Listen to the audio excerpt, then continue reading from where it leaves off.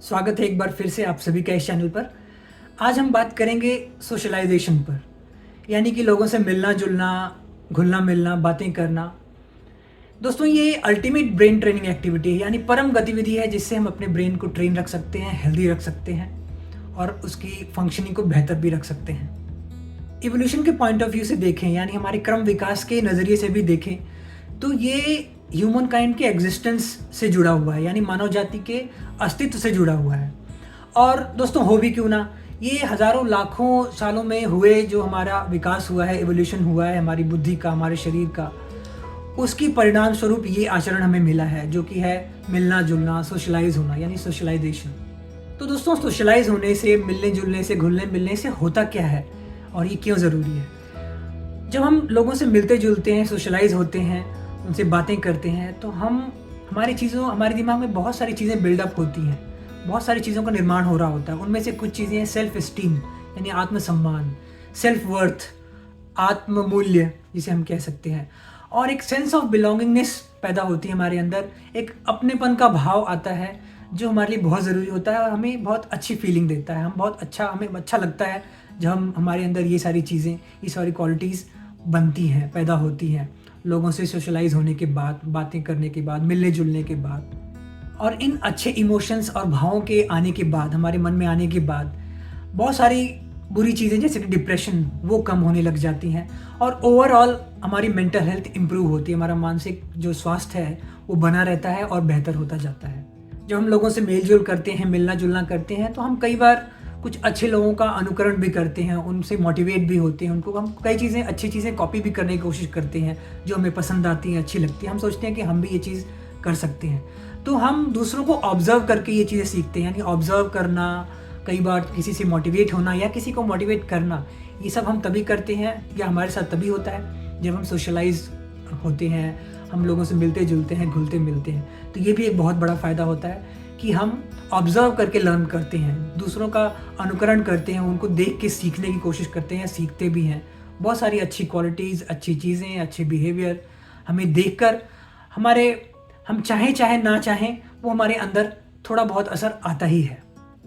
Socialise होने से दोस्तों, लोगों से मिलने जुलने से हमें एक सेंस ऑफ मीनिंग और पर्पस मिलता है, यानी एक उद्देश्य भी मिलता है हमें कि हमें अपनी ज़िंदगी में, अपनी लाइफ में करना क्या है। और हम प्रायोरिटीज़ डिसाइड करते हैं, अपनी प्राथमिकताएं निश्चित करते हैं कि क्या हमारे लिए बहुत ज़रूरी है, क्या कम ज़रूरी है, हमें किन चीज़ों पर ज़्यादा ध्यान देना चाहिए।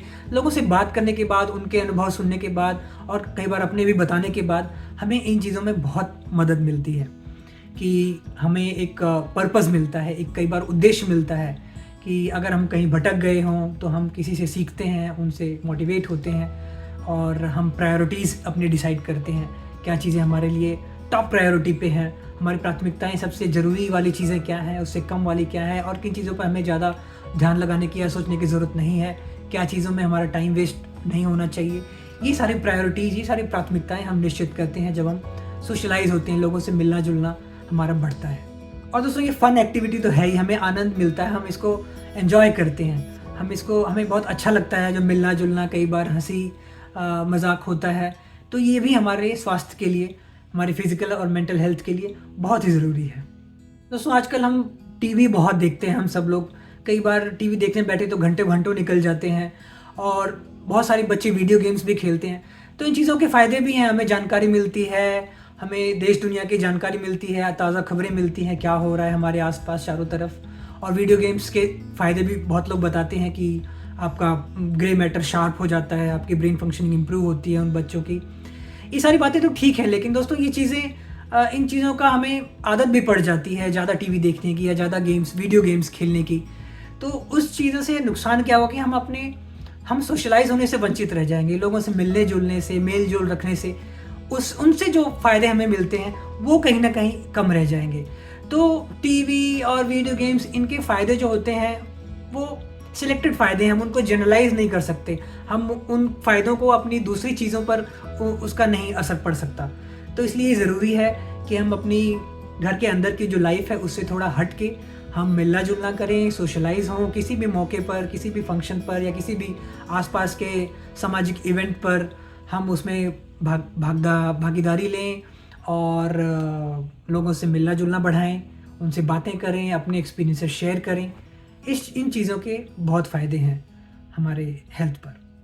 इसकी विपरीत बात करें दोस्तों, सोशल आइसोलेशन यानी थोड़ा अलगाव अगर किसी का अलग थलग कोई रह रहा है तो ये डिमेंशिया का भी एक रिस्क फैक्टर हो सकता है।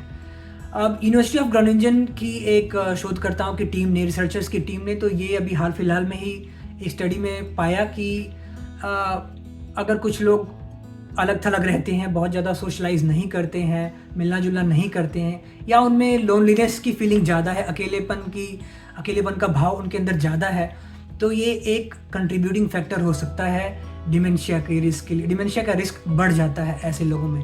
डिमेंशिया होने का यही एक ही कारण नहीं है, डिमेंशिया और भी बहुत फैक्टर्स हैं इसके, बहुत ही कारणों की वजह से ये हो सकता है, लेकिन लोनलीनेस या सोशल आइसोलेशन एक बहुत ही बड़ा रिस्क फैक्टर हो सकता है डिमेंशिया के लिए। इसलिए दोस्तों, घर से बाहर निकलिए और अपने दोस्तों से, अपने फ्रेंड्स, फैमिली से, आप घर में रहकर भी अगर फैमिली से दूर हैं, रिलेटिव से दूर हैं, तो व्हाट्सएप, जूम और इस तरह के प्लेटफॉर्म पर आप उनसे बातचीत कर सकते हैं, घुलना मिलना हो सकता है, आप उनसे मेल जोल बढ़ा सकते हैं। और ये ब्रेन के लिए बहुत ही अच्छा वर्कआउट तो है ही दोस्तों, एक बहुत ही बेहतरीन कसरत तो है ही, ये आपके ओवरऑल ब्रेन के लिए, मेंटल हेल्थ के लिए बहुत ही अच्छा साबित हो सकता है। मैं भी बहुत कोशिश करता हूँ कि मैं खुद भी और अपनी बच्ची को, मेरी 4 साल की बच्ची है, उसको भी लोगों से बातचीत कराऊँ, अगर पास में है तो मिल के, और अगर दूर है तो व्हाट्सएप पर, जूम पर, इन प्लेटफॉर्म्स पर उससे मिलना जुलना हो, थोड़ी बातचीत हो।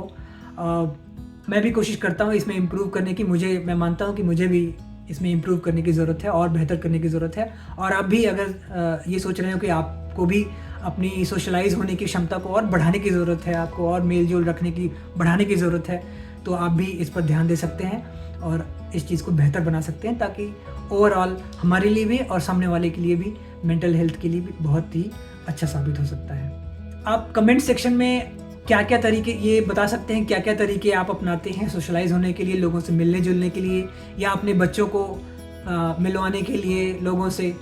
बच्चों को मिलवाना, नए नए लोगों से बातचीत करवाना, हाँ, लेकिन थोड़ी सेफ़ तरीके से। बहुत ज़्यादा रिस्क नहीं लेना है कि बच्चों को छोड़ ही दिया लोगों से मिलने जुलने को।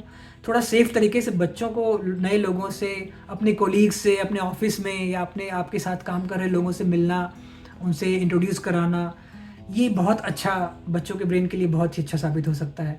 आप कमेंट सेक्शन में और भी तरीके अगर आपके दिमाग में आते हैं या आप उनको फॉलो करते हैं आपकी अपनी लाइफ में, तो बता सकते हैं, जिनसे और भी लोग सीख सकते हैं और मैं भी सीख सकता हूँ। तो आप ज़रूर शेयर करिए अपने एक्सपीरियंसेस कमेंट सेक्शन में, और बताइए कि आप कैसे, किन किन तरीक़ों से सोशलाइज करते हैं, या और भी लोग और अच्छे क्या तरीके हो सकते हैं जिससे हम आपस में मिलना जुलना, बातें करना, एक्सपीरियंसेस शेयर करना, ये बेहतर रूप से कर सकते हैं।